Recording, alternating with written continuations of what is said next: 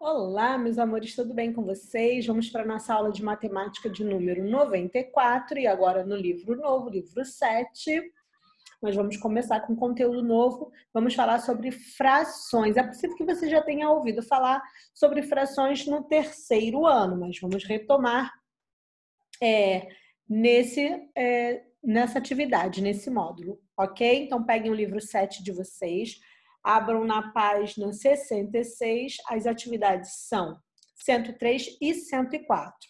No meu livro virtual é a página 66, tá? Porém, se não for a mesma página, é a primeira atividade de matemática do livro 7, ok? Peguem lá. Não precisa de lápis e borracha nessa videoaula, ok? Vamos lá.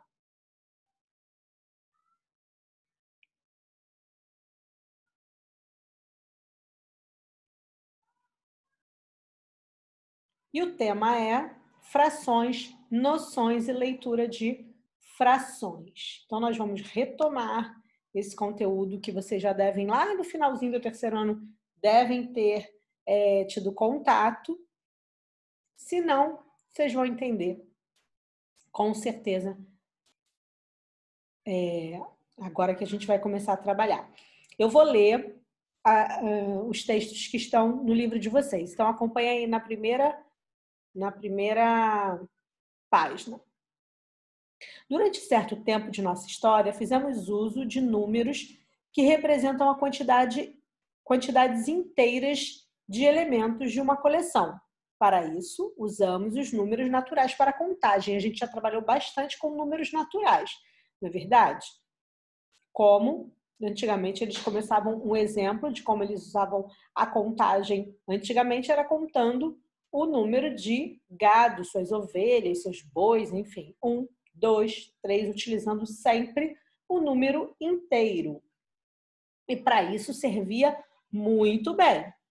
Entretanto, quando o ser humano passou a medir coisas, como comprimentos, verificou que nem sempre as unidades usadas para medida cabiam em um número inteiro de vezes no objeto medido. Esse tipo de situação era verificada, por exemplo, no Antigo Egito. Alguns trabalhadores, conhecidos como estiradores de corda, usavam cordas com nós dados em intervalos iguais, formando certa unidade de medida. Assim, construíam uma espécie de trena. Hoje a gente tem. Vocês lembram quando o professor Nerhab levou lá para a sala aqueles instrumentos de medida? A régua, a fita métrica, acho que foram esses, né? A régua e a fita métrica, que a gente mediu vários objetos na sala, inclusive a altura, o comprimento de vocês. Então, entretanto, nem sempre os objetos medidos tinham comprimento dado em unidades inteiras, como mostra a figura. São 2 unidades inteiras mais um pedaço de outra unidade. Lembra que aconteceu isso quando a gente mediu, quando vocês mediram a altura? Cada um mediu, um amigo mediu o comprimento do outro? Dava 1 metro e tinha que completar com mais um pedaço? Às vezes você tinha que iniciar. A fita, às vezes, nem dava, né? Então, era 1 metro e mais alguns centímetros. Aí a gente, no final, viu que algumas crianças tinham 1,20 m e pouco, outras 1,30 m e pouco, outras 1,40 m e pouco. Esse 40 e pouco, esse 30 e pouco, né, que na verdade são os centímetros, eram as frações, aliás, são as frações do metro.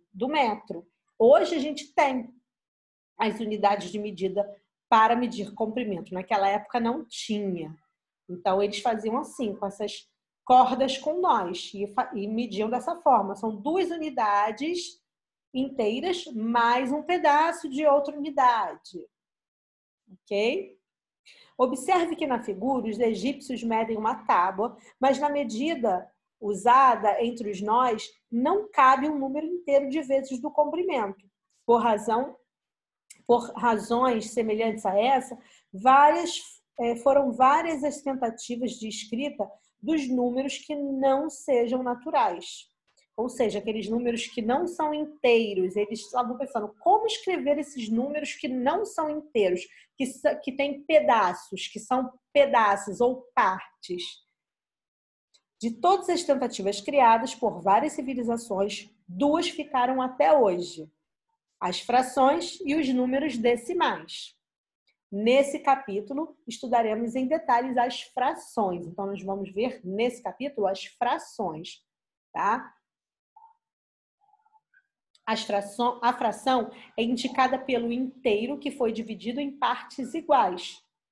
Esse inteiro pode ser uma pizza, uma folha de papel, uma torta, uma barra de chocolate, uma xícara de açúcar, um grupo de crianças, etc. Cada uma dessas partes é uma fração, isto é, uma parte do inteiro. Isso é muito claro da gente observar na barra de chocolate. Vocês já perceberam? A barra de chocolate ela é toda divididinha em quadradinhos. Então, ela inteira, sem tirar parte nenhuma. Ela, quando você compra ela inteira. Cada pedacinho daquele é uma fração desse inteiro, desse chocolate. Ok? Então, por exemplo, uma barrinha que tem 12 quadradinhos. Então, a fração ali ele tem 12 de um inteiro. Ok? 12 de um inteiro. E vocês vão ver como representar isso na escrita. Vamos lá, mais exemplos. Como exemplo, considere a situação a seguir. Amanda está fazendo uma receita de torta e viu a seguinte indicação em um trecho da receita. Olha a indicação. Olha aqui, ó. 1/4 de copo de leite frio. 1-4. 1-4. O que será isso?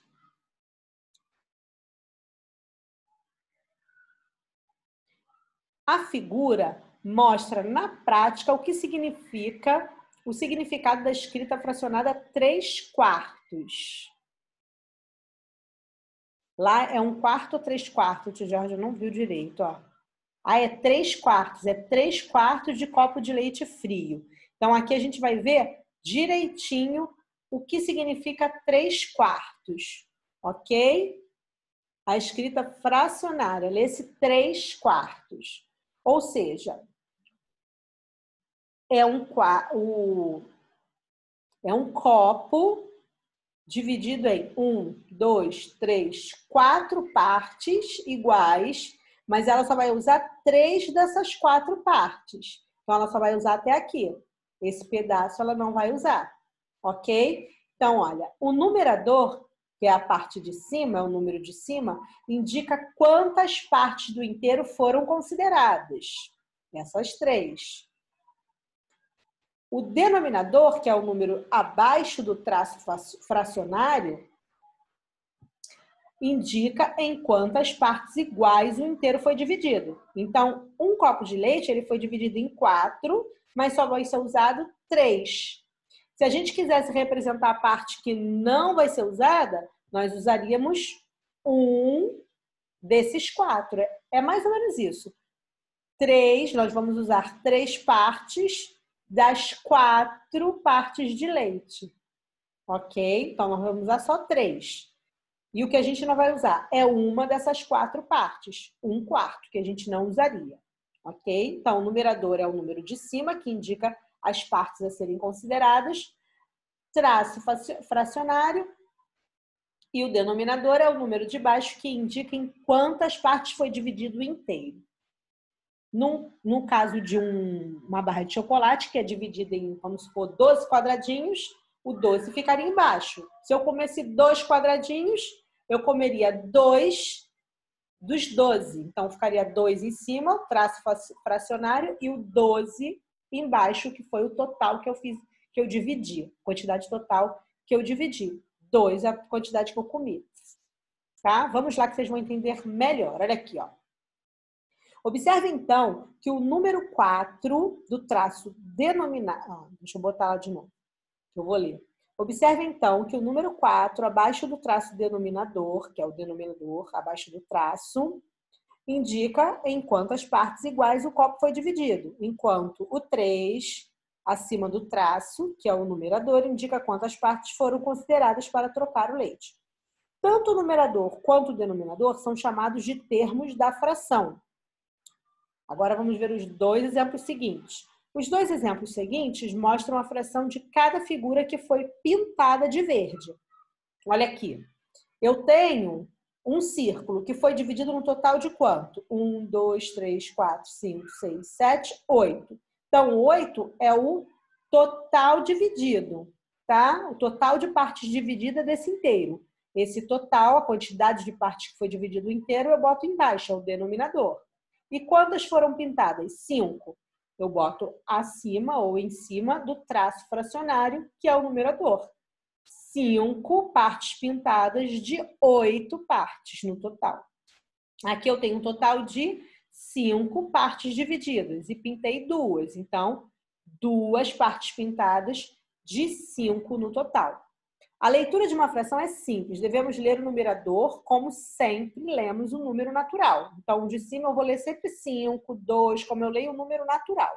Devemos ler apenas o denominador, é que muda a leitura, como se denominasse a fração, isto é, desse um nome a ela. Veja a seguir em detalhes como se faz essa leitura por meio de exemplos. Vamos ver como a gente lê. Ó, denominadores de 2 a 9. Aqui vai ser sempre 1. 1, 2, 3, 5, 4, 7, 5. O numerador é sempre, como a gente fala, como número natural. Embaixo aqui muda, ó. 1 meio, 1 terço, 2 quartos, 3 quintos, 5 sextos, 4 sétimos, 7 oitavos, 5 nonos. Denominadores de 10, 100 e 1000. Quando o denominador é igual a 10, 100 e 1000, lê-se o numerador e, em seguida, o denominador conforme as indicações seguintes. Os denominadores que começam com 1, seguido apenas de algarismo 0, 10, 100, 1000, 10.000, 100.000 e etc., tem sua leitura na forma de numeração ordinal. Então, fica 3 décimos, 14 centésimos, 137 milésimos. Fica como se fosse, como a gente fala no número ordinal, tá?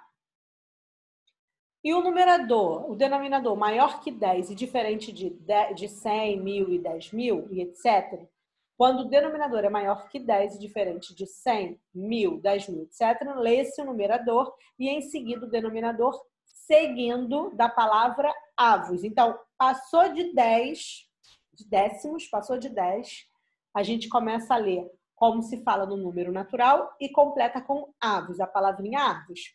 Por exemplo, 9, 14 avos. 25, 38 avos. 85, 112 avos. Tá? Fica o número natural seguido de avos. Ok? E vocês agora vão fazer o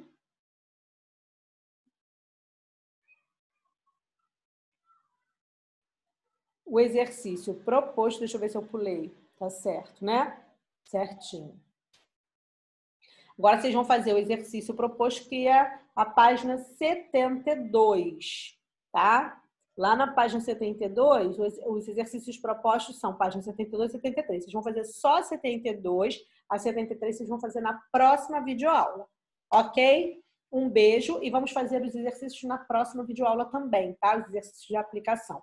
Um beijo e vamos lá para a próxima videoaula fazer os exercícios.